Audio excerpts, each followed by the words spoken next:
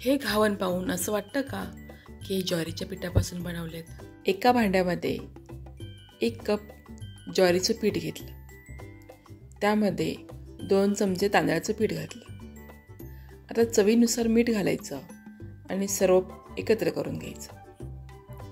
त्यामध्ये सुरुवातीला 1 कप पाणी घालून घ्यायचं.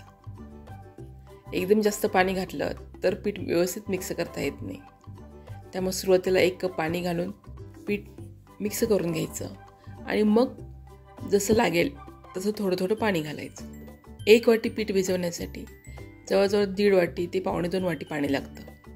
पीठ भिजवताना त्यामध्ये गाठी होणार नाहीत याकडे लक्ष द्यायचं. हे पीठ एकदम पातळ बनवायचं. पीठ तयार झालं की लगेचच आपल्याला घावन बनवायचे आहेत. हे पीठ भिजत ठेवण्याची गरज नाही. आणि तव्यावर पीठ टाकताना शक्यतो असं फुलपात्र घ्यायचं, त्यामुळे एका वेळी 1 घावन व्यवस्थित होतं. चमच्याने जर घातलं तर 2-3 वेळा पीठ घ्यावं लागतं. तव्यावर घावन घालण्यापूर्वी तव्याला थोडं तेल लावून ते स्वच्छ कापडाने पुसून घ्यायचं आणि तवा चांगला तापवून घ्यायचा. कारण जेव्हा आपण घावन घालतो तेव्हा तवा एकदम चांगला तापलेला असला पाहिजे, तरच आपल्या घावनला चांगली जाळी पडेल. आता वाटीमध्ये पीठ घेऊन तापलेल्या तव्यावर एका बाजूने व्यवस्थित घावन घालून घ्यायचं. वरच्या बाजूने घावन थोडं कोरडं झालं की त्यावर चमच्याने तेल सोडून घ्यायचं. तवा सगळ्या बाजूने फिरवून घावन कडेनेही व्यवस्थित भाजून घ्यायचं. आपल्या शेगडीचा जो मोठा बर्नर असतो त्यावर घावन बनवायचे. तव्यापासून घावनच्या कडा सुटायला लागल्या की घावन उलटून घ्यायचा आणि पुन्हा दुसऱ्या साईडने भाजून घ्यायचा.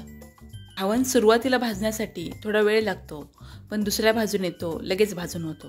हे ज्वारीचे घावन खूप झटपट बनतात. भाकरी खायचा कंटाळा आला तर आपण हे ज्वारीची घावन बनवू शकतो. घावन काढताना शक्यतो जाळीवर काढायचे. जर आपल्याकडे जाळी नसेल तर ही पुरण वाटायची जाळी असते, ती उलटी ठेवून त्यावर आपण घावन काढू शकतो. दुसरं घावन भाजून होईपर्यंत पहिलं घावन थंड होतं. मी 1 कप ज्वारीचं पीठ घेतलं होतं, त्यामध्ये 6 घावन तयार झालेत आणि एवढे घावन बनवण्यासाठी मला अर्धा तास लागला. म्हणजे अगदी पीठ भिजवण्यापासून ते शेवटचं घावन भाजून होईपर्यंत. हे घावन बनवताना पीठ एकदम पातळ करायचं आणि तवा चांगला कडक तापवून घ्यायचा, म्हणजे आपले घावन बिघडणार नाहीत. इथे मी ज्वारीच्या पिठामध्ये तांदळाचं पीठ मिसळलं आहे. पण जर भाकरी करताना तुम्हाला गरम पाणी घ्यावं लागत नसेल, गरम पाणी न घेता जर भाकरी छान होत असतील तर तांदळाचं पीठ घेण्याची गरज नाही. फक्त ज्वारीच्या पिठाचेही छान घावन तयार होतात. तांदळाचं पीठ जर तुमच्याकडे नसेल तर त्याऐवजी तुम्ही 2 चमचे बेसन घेऊ शकता. आपली खूप इच्छा असते की मुलांनी भाकरी खावी, पण मुलं भाकरी खात नाहीत.